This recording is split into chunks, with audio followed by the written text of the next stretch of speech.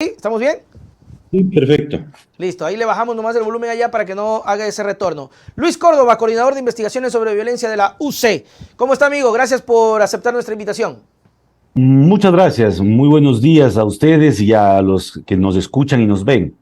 Perfecto, vamos directo al grano. Toda esta conmoción, que no es algo menor en torno al caso de María Belén, ha despertado obviamente a un país que clama respuestas. Una respuesta que ha dado el gobierno ha sido los cambios dentro del manejo institucional de la Escuela de Policía, que es el protagonista físico del lugar en donde se habría cometido este delito.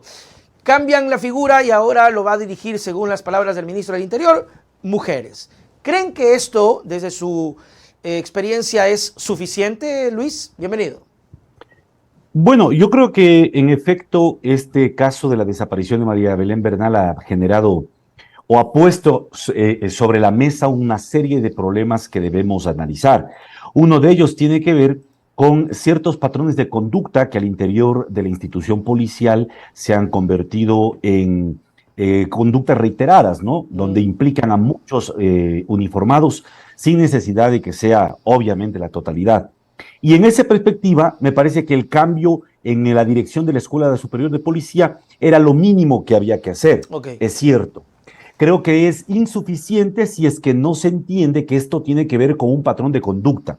El propio ministro Carrillo ha reconocido ya en las últimas entrevistas que hay una cultura machista al interior de la Escuela de Policía. Y lo que nosotros hemos planteado es, ¿qué hizo el propio ministro Carrillo cuando era comandante de la policía hace menos de 2 años?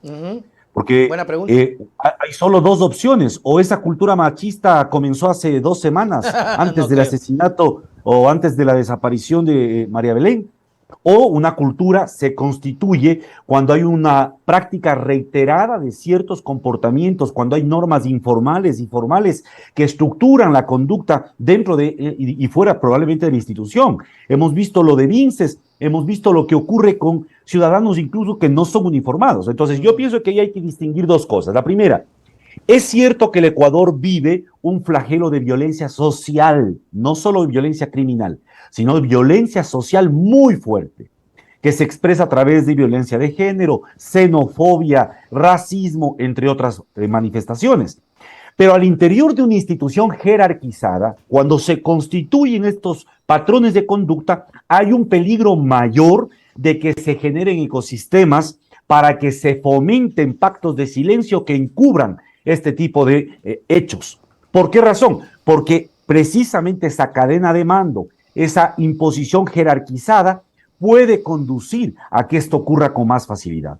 Por eso hemos señalado la necesidad imperiosa de que se cuenten con mecanismos externos de supervisión y rendición de cuentas, tanto para la policía como para Fuerzas Armadas, porque en ambas instituciones hay problemas serios. Luis, el tema que usted ha tocado muchos temas importantísimos: conductas reiteradas, pactos de silencio y supervisión externa. Vamos a ir en orden, pero quiero ir con lo último porque sabe que estoy escuchando este término bastante, de acuerdo a los invitados que hemos tenido, y creo que es necesario. Lo dijo también Carolina Andrade, lo dice usted, y creo que ya es algo realmente que necesita tomarse decisión, y creo que esto no va por ninguna reestructuración, sino por tomar con valentía la postura.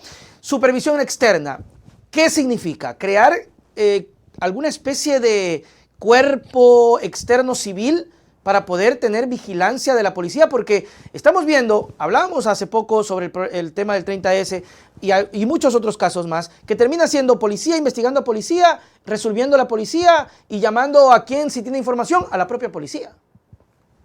A ver, una cosa es el proceso de investigación judicial, donde está parte de la investigación que hace actualmente la Policía Judicial bajo dirección de la Fiscalía. Ya. Pero lo que me refiero cuando hablo de mecanismos de supervisión externa, me refiero a entender que necesita toda institución dentro de un orden democrático, si todavía nos reconocemos como un orden medianamente democrático, requiere mecanismos externos de control. ¿Quién controla al Ejecutivo en términos políticos? El Legislativo. Esa es una razón de ser, la Asamblea Nacional. En el caso de la policía y de Fuerzas Armadas, hay mecanismos externos del Estado y mecanismos externos independientes que se pueden constituir. Okay. Mecanismos externos del Estado. El primer mecanismo externo, los ministros. Por eso es tan importante que en un orden democrático el ministro del Interior y el ministro de Defensa no sean exmilitares, pues. Porque el momento que son exmilitares o expolicías, o mejor dicho, policías o militares en servicio pasivo, lo que hacen es precisamente mantenerse ese conflicto de intereses el momento que tengan que enfrentar situaciones como la que enfrentamos con la abogada Bernal, pues. Y lo que vemos es que en este gobierno se ha reiterado con esa posición, poniendo a generales como ministros del Interior. Y el otro aspecto central es el rol que cumple desde el punto de vista del Estado la Asamblea Nacional para poder llamar a rendir cuentas al ministro. Pero si el ministro es un general de la policía en servicio pasivo, ya sabemos nosotros lo que podríamos esperar, la protección institucional, la protección de la corporación a la cual perteneció durante años. Entonces, no le podemos tampoco exigir peras al olmo. Entonces, ese es un mecanismo estatal. Y un mecanismo externo independiente se ha verificado a nivel de la historia. En Estados Unidos hay una comisión, la comisión Danner-Kenner de 1969, que fue tal vez la pionera, que se constituyó precisamente para supervisar la violencia policial ilícita. En Gran Bretaña existen comisiones de este tipo. En algunos otros estados de Estados Unidos también se han constituido, y en América Latina tenemos la experiencia de Jamaica al menos, en donde se constituyó una comisión, la CONDECOM, que es una comisión independiente creada por una ley autónoma que le da financiamiento directo para que esta comisión haga una veeduría permanente y una auditoría administrativa de las unidades de asuntos internos de las policías, de tal forma que las denuncias por abusos de poder, las denuncias por violaciones de derechos humanos, etcétera, no queden guardadas precisamente bajo la custodia de los propios policías, sino que puedan ser transparentadas.